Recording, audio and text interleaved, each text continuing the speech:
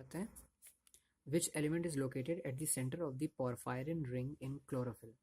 देखिए क्लोरोफिल का फॉर्मूला ये होता है C55H72O5N4Mg। तो इसमें देख सकते हैं कि मैग्नीशियम एक मेटल होता है जो कि पोरफायरिन रिंग के सेंटर में प्रेजेंट होता है।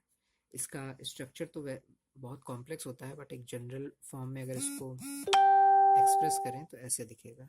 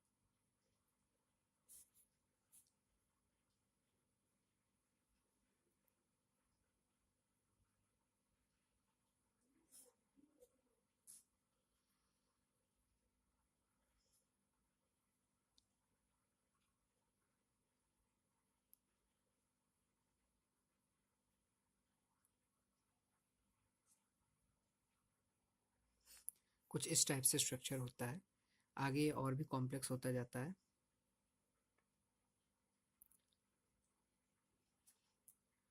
आगे और भी चीज़ें अटैच्ड होती हैं इससे, यहाँ पे CH3 अटैच होता है।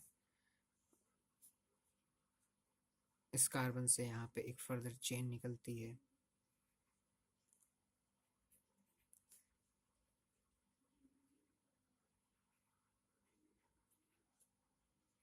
यहाँ से इस कार्बन से भी एक चेन निकलती है।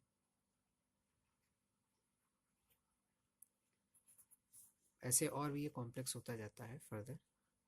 एक मेन स्ट्रक्चर सेंटर हमें ये मिलता है जिसे पोरफायरिन रिंग कहा जाता है।